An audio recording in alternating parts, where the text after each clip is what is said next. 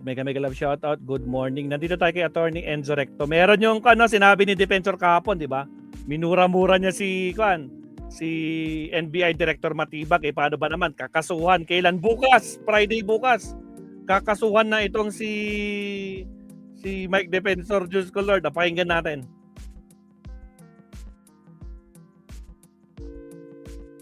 Wow! Again, sa mga bagong pasok, huwag kalimutang mag-like and subscribe. Shoutout po sa mga kasama natin. Alright. Pasok, Attorney. Wala nang maraming paligoy-ligoy pa. Diretso sa punto na. Maiksi lang ang komentaryo, pero diretso sa punto. Maraming kuro-kuro. May tiwali, may totoo. Dito, sa puntong diretso tayo. Punto, Last up diretso. tayo, Sir Leo. Last. Konting hirit, last hirit. Nag-live si Mike Defensor, napanood ko eh. Yes, Sinagot niya si Matibag, preskong-presko pa, panoorin niyo ito. Okay, magandang hapon po sa inyong lahat. Nandito po ako sa may Cliff Point. Ito yung sinasabi ni Tangang Matibag na itong may pinakita pa silang mga engineering plan. Yan po ang Cliff Point. Yan yung aking opisina. Ayan, nakikita nyo may mga establishment. Andyan yung restaurant, yung 7-Eleven. Andito po yung may studio dyan, may office sa taas. At ito yung sinasabi nila na sa Chicago, yan po yung buong complex nitong Cliff Point na kanilang tinuturo. Ha? Ang sabi, ang ginawa ni Mike Defensor, tinawag si Matibag na tanga. Ang tangang si Matibag ang sabi niya. Tragis. Magagalit nito si Matibag. Talagang matinding labanan nito mga kabunyo. Tuluyan, Sabi ko, sige, makakarating ito kay Matibag. Talagang laban ito na matindi. Ha? Mga kabunyo. Ano ito? Hindi talaga ito palalampasin ni Matibag. Nag-live si Mike Defensor. Sabi ni Mike Defensor, huwag kayong maniwala dyan kay Matibag. Tanga at bubo yan. Sa simula pa lang ng live niya, sinabi niya na ang tangang si Matibag. Ang sabi kasi ni Mike Defensor, ito ang mga sinabi ni Mike Defensor, mga kabunyog. Sabi niya, paano mo masasabi na involved kami sa human trafficking samantalang KTV bar lang naman yan? Marami namang establishment, sabi ni Mike Defensor, halimbawa ang Sol Air, may KTV bar yan. Kailangan po natin linawin yan, yung human trafficking, napakasama pong kaso niyan. At syempre, ang gusto nila non-bailable. Alam nyo, sa Soler, meron po dyan KTV Club. Dyan po sa Shangri-La lang, dito sa may Shangri-La EDSA, maging dito sa City of Dreams, sa Resorts World, dahil po yan may mga KTV. Ang sinasabi nila, meron daw pong human trafficking na para bang pinilit, ginipit yung mga tao o di kayo tinatakot. Yun, matindihan ha. Mga kabunyog. Yun ang pagkakasabi ni sabi niya, pinag-iinitan niyo kami. Pinag-iinitan niyo ang, sabi niya, yung KTV bar na yan, nagre-renta lang naman daw dun sa kanya. Sabi ni Mike Defensor. Ang Soler, bakit may KTV bar yan? Bakit hindi niyo pinag-iinitan? Lahat naman halos ng mga establishments, na mga hotels, mga malalaking establishments, ay mayroong mga KTV bar. Anong mali doon? Sabi niya. At saka yung building permit daw, sabi ni Mike Defensor, wala namang problema yun. Binigyan ng permit ni Mayor Vico Soto ng Pasig. Ito'y lahat inapprove ng Pasig City. Inapprove po ito ng building official ng Pasig sa ilalim ng ating Mayor, buting Mayor Vico Soto. Kaya ito pong sinasabi lang mga kalokohan na kung ano nung iniba daw ang building permit plan o ang building plan, wala pong katotohanan. So yan, mga kabunyog, yan yung ang akusasyon ni Mike Defensor, kaya daw sila ngayon pinapatahimik, 40 na daw silang kinakasuhan dahil sila daw yung nag-i-expose ng korupsyon. Huwag po kayong maniniwala kay Attorney Melvin Matibag dahil po yan ay bobo. Tanga po yan, hindi niya alam ang kanyang ginagawa. Para po sa ating bayan, sa mga kawani ng NBI, huwag po tayong paggamit. Napakaganda ng ating ahensya, respetado po tayo, huwag po tayong paggagamit dito sa mga kalokohan na ginagawa ng NBI na pampolitika lamang. Lahat ng mga kalaban nila ay kanilang kinukulong, pinapatahimik at kinakasuhan. Mahigit 40 na po kaming nakasuhan dito sa problema ng flood control scandal. Lahat ng mga nagsalita, hindi naman involved sa korupsyon. Wala namang ninakaw pera pero nagsasalita laban sa korupsyon, kinasuhan na po kami lahat. Kaya sabi niya, ito, ginagawa daw ito ni Matibag dahil ini-expose nila yung korupsyon sa gobyerno. Ginagantihan daw sila. Yan ang akusasyon mga kabunyog ni Mike Defensor kay Matibag.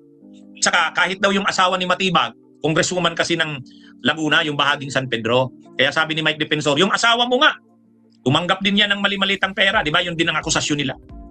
paano magkakaroon ng investigasyon na tama na hinihingi ng taong bayan kung ang asawa mismo ni Attorney Melvin Matibag, na akala mo kung sino, Bureau Director lamang, akala mo kung sino na siya magsalita maging sa mga senador, ito pong mga kalaban nila sa politika, hindi niya maimbestigahan dahil mismong sila involved sa bilyong-bilyong korupsyon sa flood control dyan sa San Pedro, Laguna. Kaya sabi ni Mike Defensor, ikaw Director Matibag, director level ka lang, ang yabang-yabang mo na. Hindi, ganun talaga ang pagkakasabi ni Mike Defensor. Kung makapagsalita ka sa mga senador, akala mo napakataas ng position mo, director level ka lang naman. kung makaharap ka sa mga senador, makapagsalita ka, akala mo kung sino ka na, director level lang naman ang position mo. Hindi, totoo naman mga kabunyog. Ang director, mababa yan sa USEC. Mga USEC, mga ASEC. Director, ang ano kasi ng NBI, director.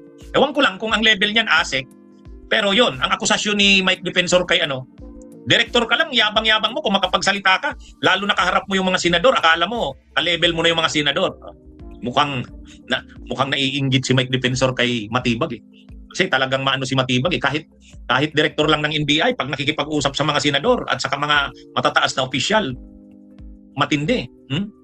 Anyway, makikita mo doon sa live ni Mike Defensor, galit talaga siya kay Matibag. Tinawag niya ng tanga at bobo, sabi niya.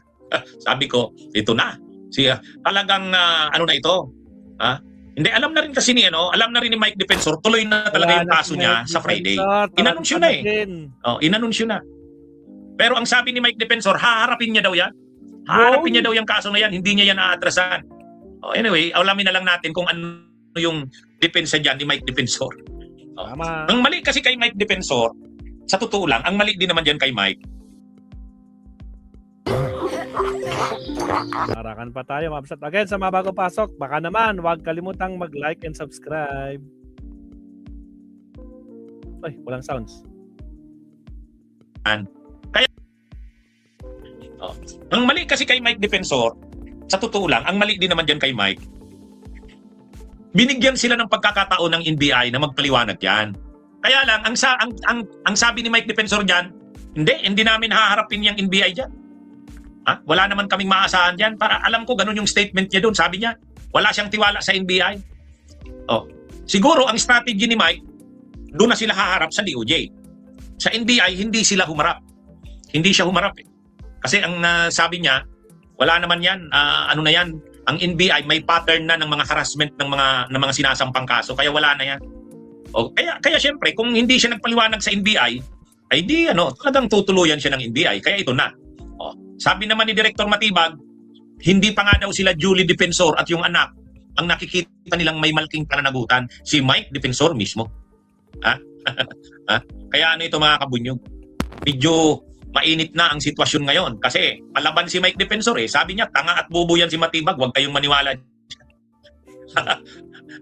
Tingin ko, tatagal itong kasong ito. Talagang tutuluyan talaga yan ni Kasi sabi ni Director Matibag, hindi kami nagagawa-gawa ng kaso dito. Mabigat talaga ang ebidensya kay Mike Defensor. Hindi ito simpleng lang.